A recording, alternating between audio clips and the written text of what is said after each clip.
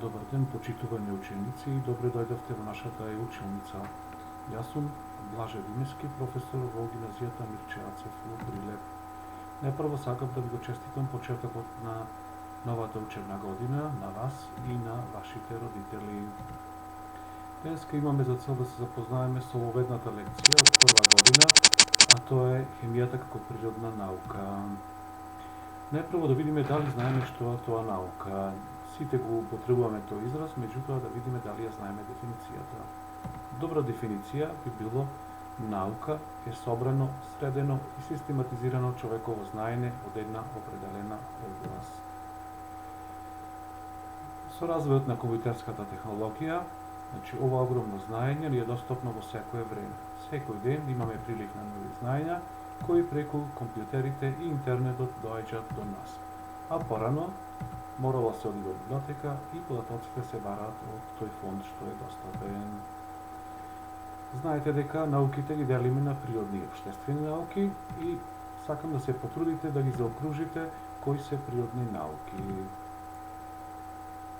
Природни науки ги сметаме оние системи на знаења чија основна цел е да се проучи природата и законитостите што во неа владеат. Како ја проучуваме природата? Таа е толку огромна што ние не можеме да ја проучуваме во целина, туку одбираме дел од неа и тој дел што го проучуваме го нарекуваме систем. Тој може да биде голем, може да биде мал, но мора да биде точно определен, да знаеме од каде почнува и каде завршува. Пример, во хемијата може да биде систем една епрувета со неколку милилитри течност, но може да биде и огромна цистерна, односно реактор од повеќе десетици тони во хемиската индустрија. Гледаме на сликата како во преисториско време мамутот представува систем, односно цел на проучување на преисториските луѓе. Природните науки можеме да ги поделиме врз основа тоа што проучува, дали проучуваат материјата, земјата, космосот, животот, природата, и така. Пример, физиката, хемијата, биологијата, ботаниката, астрономијата. Меѓутоа, внимавајте. Бидејќи интересите на природните науки се поклопуваат, можеме да зборуваме и за развој на така наречени гранични науки, како што се физичка хемија, биохемија, астрохемија, океанографија, геохемија и најново астрохемија. Што би било астрохемија? Тоа е дел од астрономијата, поврзан со хемијата и го проучува хемискиот состав на планетите и небеските тела.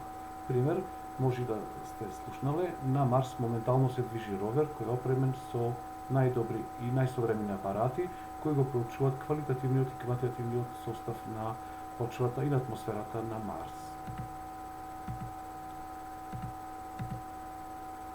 Каде можеме да сместиме математиката? Таа не се смета за природна наука, меѓутоа без неа не можат природните науки. Не можеме да замислиме хемијата, физиката без математиката. Сега дојдовме до главната дефиниција.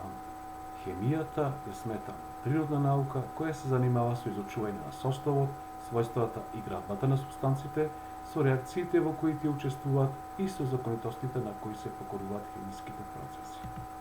Како лесно ќе сватите, запамтете. Хемијата ги проучува супстанците, реакциите и законитостите на кои тие реакции и појави се покоруваат. Значи, знаете ги овие три појави, а потоа само ќе ја формирате и разубавите дефиницијата. Бидејќи рековме дека хемијата е огромна наука, ја можеме да поделиме по неколку основи. Според методите што ги користи, ја делиме на експериментална и теориска или теоретска хемија, меѓутоа внимавајте, една без друга овие хемии не може. Зошто? Не може да се изведува експеримент ако пред тоа не ја знаеме добро теоријата, нити пак може да се развива теорија ако не сме извеле серија од експерименти. Затоа викаме дека оваа метода е малце условна. А според целта на работата, хемијата ја делиме на неорганска, органска, физичка, биохемија, аналитичка и така натаму. Еве ги тие дефиниции и ова мора да го знаете. Пример, неорганска хемија е дел од хемијата која ги проучува неорганските соединенија. Органска ги проучува органските соединенија, тоа се соединенија на елеродот со исклучок на оксидите, јаглеродната киселина, незините соли, карбонади, цијанидите и така натаму. Аналитичката хемија го проучува квалитативниот и квантитативниот состав на соединенијата, препаративната ги проучува припремањата и синтезата на соединенијата, биохемијата, како што кажува самиот израз, супстанциите и процесите во живите организми, физичка хемија, испитува супстанции и реакции користејќи физички закони и методи, нуклеарната хемија, процесите што се одвијат во јадрата на атомите. Односно, зборот јадро, значи, се вика нуклеус, означува нуклеус. Секој од овие главни дисциплини може да се одржи повеќе подспециализации. Ако ја земе биохемијата, можеме да зборуваме за клиничка биохемија, екобиохемија, ензимологија, медицинска биохемија, биофизичка хемија, па и други. Или пак во втора година, видите, во втора година изучувате физичка хемија, односно се запознавате со кинетиката на хемиските реакции, со енергетиката на хемиските реакции, со електрохемијата и така натаму. Еве едно прашање, што би представувала според вас препаративна органска хемија? Ако малку размислите, мора да заклучите дека тоа е дел хемијата која се занимава со приготвување на органски соединенија. Во најново време, со развојот на техниката и информатиката, доаѓаат од зголемување на фондот на знаењата, огромен развој на научната мисла и обемот на научни истражувања, па со тоа се зголемува и бројот на одделни научни дисциплини и специјалности. Дали си слушнал за овие дисциплини? Форензичка хемија, ако сте слушнале за CSI, значи го испитува местото на злостворот, користејќи хемиски методи и други научни методи, броматологија, наука за храна, полимерна, полимери, супрамолекуларна, значи тоа се огромни молекули, органометални, хемија на фулерени, токсиколошка хемија, значи наука за отровите, ензимологија, агрохемија, биоорганска хемија, екобиохемија, нанохемија, астробиохемија. Ако ве интересираат што значат овие поими, може слободно да ги најдете на интернет. Сега да видиме кој е значењето на хемијата. Таа овозможува благосостојба на луѓето со тоа што ги создава сите материјали околу нас.